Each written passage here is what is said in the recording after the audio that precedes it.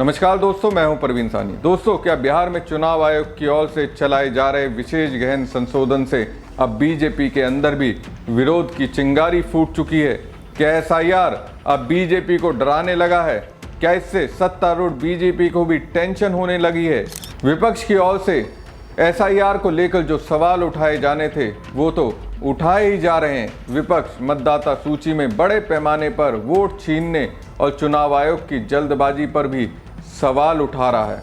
अब पता नहीं क्यों बीजेपी को भी लगता है कि इस मुद्दे पर विपक्ष ने नैरेटिव को अपने पक्ष में कर लिया है। अब दोस्तों, बीजेपी एक ऐसी स्थिति में फंस चुकी है जिससे बाहर निकलने के लिए उसे जमकर मेहनत करनी पड़ रही है, क्योंकि चुनाव आयोग बिहार में जिस लेवल पर है उसे मोटिवेट करने वाली तो बीजेपी है। अब दोस्तों, मैं ये क्यों कह रहा हूँ एसआईआर की वजह से बीजेपी इस वक्त भयंकर टेंशन में है?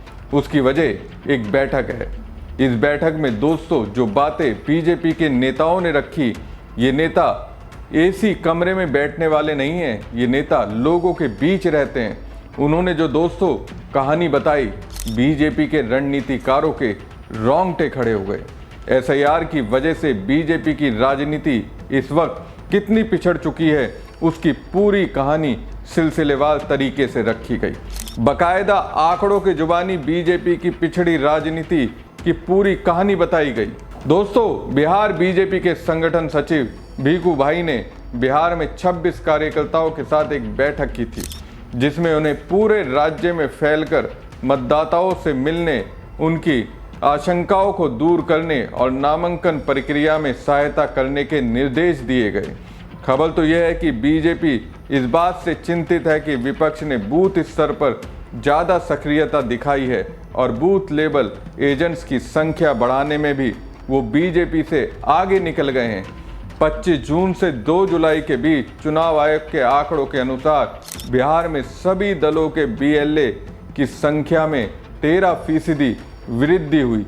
विपक्षी इंडिया गठबंधन, जिसमें आरजेडी, कांग्रेस और वामपंथी दल शामिल हैं, उन्होंने अपने बीएलए की संख्या 56,038 से बढ़ाकर 65,853 कर ली, जो 17.51% की बढ़ोतरी है। खासतौर से कांग्रेस ने अपनी बीएलए संख्या को 8,586 से बढ़ाकर 16,500 कर ली, जो 92.17% की भारी छलांग है। दूसरी ओर एनडीए, जिसमें बीजेपी और जेडीयू है, उनके नेतृत्व में बीएलए की संख्या केवल 10.86% बढ़ी, जो 80,083 से 80,781 हो गई। बीजेपी ने इस दौरान केवल 1.39% की वृद्धि के साथ 51,964 से 52,689 बीएलए जोड़े।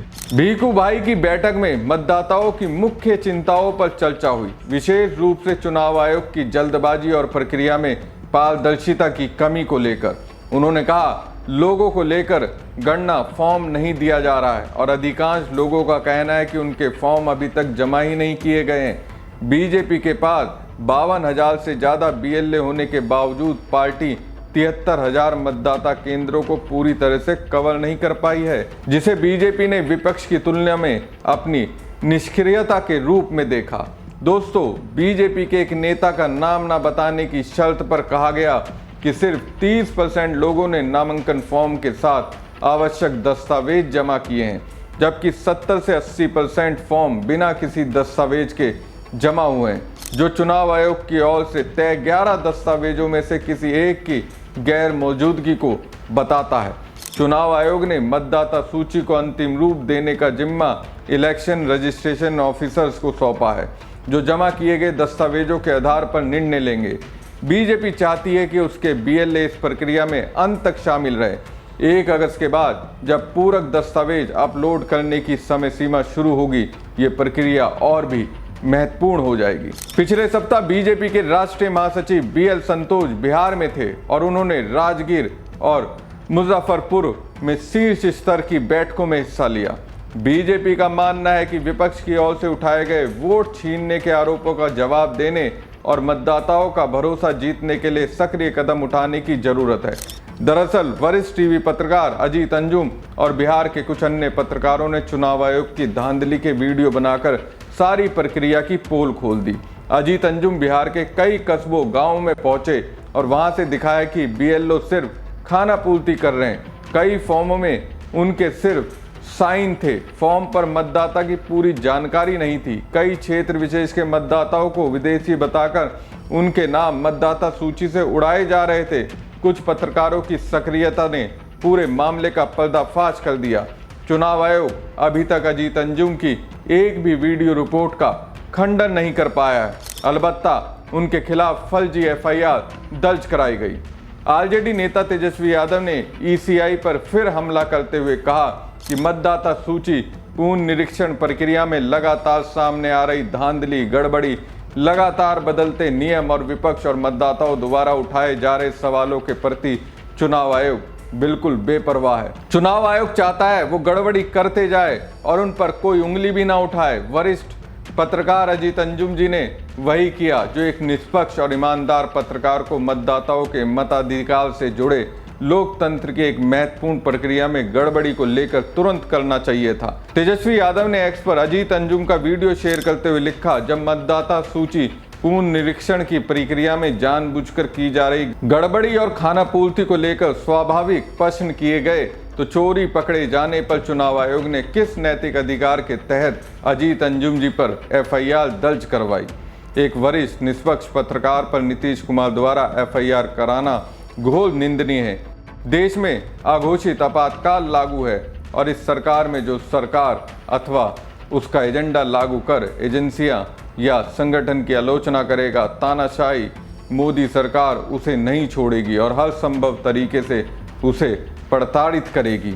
अपने आप को गांधीवादी, समाजवादी और लोकतांत्रिक मुख्यमंत्री अचेत अवस्था में है। बीजेपी के हाथ में सारा सिस्टम है। वरिष्ठ पत्रकार अजीत अंजुम जी ने ऐसा कुछ भी नहीं किया जिसके लिए उन पर एफआईआर दर्ज की गई। मतदाता सूची पुनर्निरीक्षण को लेकर जो आम जनता के सवाल हैं, उन सवालों का सीधा संबंध भारतीय लोकतंत्र की गरिमा और स्वास्थ्य से है। बहरहाल जो सोचकर बीजेपी अब तक एसआईआर का स्वागत कर रही थी, अब वही एसआईआर बीजेपी के लिए मुसीबत बन चुका है। बिहार की राजनीति में बीजेपी पिछड़ती दिख रही है। हमारी खबर आपको कैसी लगी कमेंट बॉक्स में कमेंट करके जरूर बताएं। साथ ही पेज को ज्यादा से ज्यादा लाइक और शेयर कीजिएगा। धन्यवाद। इसलिए मेरे मित्रों बहुत सजग हो जाइए और मैं आपसे कहना चाहता हूँ, वो डाल आप बात आप जाइए, बूथों पर जाइए और वोटर लिस्ट नहीं है तो जिला 10 से ले लीजिए, फोटो कॉपी कराइए और उस बूथ पर जाइए। अगर 1200 घर हैं तो 1200 घरों के बीच में दस्तक दीजिए और उनका नाम नोट करिए। जो लोग पंजाब में चले गए हैं, जो बिहार से बाहर चले गए हैं, जिनका नाम होना चाहिए नहीं है, इनकी सूची बनाइए, उसको प्रभारी तक बताने की कोशिश करिए। तो मैं आपसे कह रहा हूं, चुनाव बूथ पर होता है, चुनाव मतपेटी में होता है, चुनाव आपके बूथ पर होगा, बूथ एजेंट को करना होगा। और अगर ये चुनाव अगर आप लड़ना चाहते हैं तो आपको हर कीमत पर बूथ पर मीटिंग लगा करके बूथ कमेटी बनानी होगी। और बूथ कमेटी पर किसको रखेंगे, ये नहीं कि कोई चाहने वाला मिल गया, राजनीति में उसको इंटरेस्ट नहीं है। अब आपने क्या किया कि उसका नाम लिख लिया और वो तो अपने दुकान में बैठा है, उसके पास समय ही नहीं है, उसके पास समय ही नहीं है, वो रिक्शा चला रहा दिल्ली में, आपने उसको बूथ का एजेंट बना रखा है। अरे बूथ एजेंट नहीं होता है, वो बूथ का लीडर होता है, वही आपको बूथ पर जिताएगा। तो लीडर को चुनिए। बूथ पर जो एजेंट है वो बूथ का लीडर है। जैसे ब्लॉक में प्रखंड अध्यक्ष होता है वो पूरे ब्लॉक का लीडर होता है, उसी तरह से जैसे जिले का जो जिला अध्यक्ष होता है वो जिले का लीडर होता है। इसलिए हम आपसे कहना चाहते हैं, ऐसे आदमियों को चयनित करिए जो वास्तव में जिनके अंदर राजनीति के प्रति डेडिकेशन हो, यानी उस विचारधारा के प्रति समर्पण हो। दूसरा, उसके पास टाइम हो। तीसरा, सेल्फ जनरेट हो। सेल्फ जनरेट का मतलब समझते हैं, वो खुद से सोचने समझने की क्षमता रखता हो, खुद से चलने की क्षमता रखता हो, खुद से कहीं अन्याय हो तो उसका विरोध करने की क्षमता रहो। ये नहीं कि कोई बाबू साहब का आदमी है अब वो उसके खेत में काम करता है, उसके हाथ दूध गाड़ने का काम करता है, आपने सोचा चलो भाई इसको बना देते हैं, तो वो क्या करेगा, हर बात पूछ करके आएगा, बाबू साहब फोन आया था क्या करना है, जाना है कि नहीं जाना, वो नहीं जाएगा। मीटिंग में जाना है तो बाबू साहब ने कह दिया नहीं जाना है, तो वो अब पिछड़ा की मीटिंग में आएगा ही नहीं। इसलिए मैं आपसे कह रहा हूं, अगर इस लड़ाई को आपको लड़ना है तो हर जाति धर्म के लोगों के बीच में आपस में भाईचारा बना करके, क्योंकि ये लड़ाई अन्याय और न्याय के बीच में होने जा रही है। ये राहुल गांधी और मोदी के बीच में होने जा रही है। और मोदी डरे हुए हैं, वो जानते हैं कि बिहार में एक ऐसी धरती है जो संविधान को बचाने के लिए किसी भी हद तक गुजर जाएंगे। ये बिहारी होते हैं। बिहारी अगर दिमाग में बैठा लिया तो फिर निश्चित तौर पर है बिहारी अपनी पूरी ताकत के साथ इस बिहार को बचाने के लिए कोई भी लड़ जाएगा। इसलिए हम आपसे कहना चाहते हैं, आपके हक और हकूक की लड़ाई इस सरकार बनते ही राहुल गांधी जी आपकी हिस्सेदारी को सुनिश्चित करेंगे। ये मैं इस मंच के माध्यम से कहना जा रहा हूं।